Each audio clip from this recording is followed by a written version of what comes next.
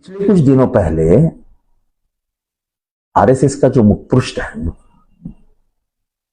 जो मुख्य उनका जो जो विचार उनके छपके आते हैं, वो मैगजीन का नाम है ऑर्गेनाइजर।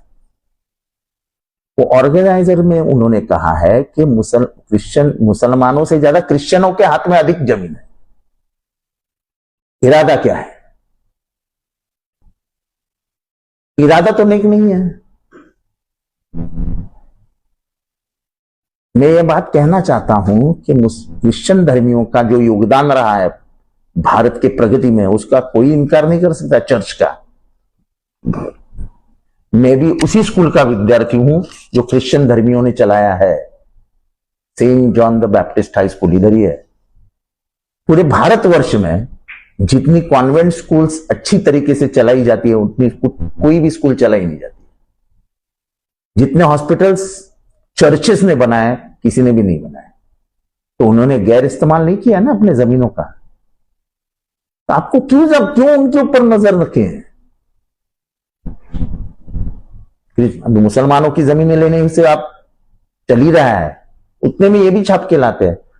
अब उसी पे ऊपर सर्वोच्च न्यायालय के न्यायाधीश अभय ओक जी, हिज लॉर्डशिप अभय ओक जी ने कल अमेरिका के एक विश्वविद्यालय को संबोधित करते हुए कहा कि भारत में असहिष्णुता बढ़ रही है, और खास करके यहां का जो अल्पसंख्यक है, धार्मिक अल्पसंख्यक, और जो ऑपरेस्ट है यानी मागास वर्गीय, दलित, आदिवासी, इनके खिलाफ राजनेता अपने फायदे के लिए भाष्य करते हुए नजर आते रहे, द्वेषपूर्ण भाष्य करते हुए नजर आते हैं, और यह बढ़ता जा रहा है। ये मैं नहीं कह रहा, ये कह रहे हैं सर्वोच्च न्यायालय के न्यायाधीश अभय ओक जी। इस देश में बढ़ती हुई है सहिष्णुता और इसको मिल रहा सरकारी समर्थन, ये इस देश को कहीं आगे नहीं लेके जाएगा।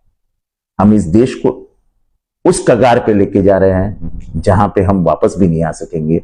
ये देश हम यादवी की तरफ बढ़ा देंगे।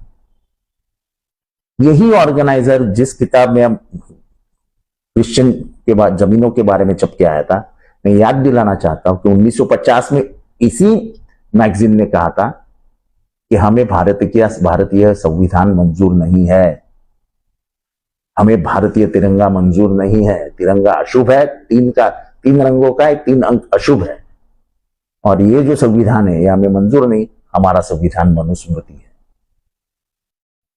इतिहास फिर से दोहराया जा रहा है। इनके जो विचारवंत थे गोलवलकर गुरुजी, उनके किताबों में उन्होंने मुसलमानों के बारे में और क्रिश्चियनों के बारे में लिखा है कि इनको नागरिकत्व ही दुय्यम देना चाहिए, यानी इनको मत का अधिकार नहीं देना चाहिए। जिस तरह हम आगे बढ़ रहे हैं वो दिन दूर नहीं कि हम मुसलमानों का और क्रिश्चियनों का मतों का अधिकार भी छीन लेंगे।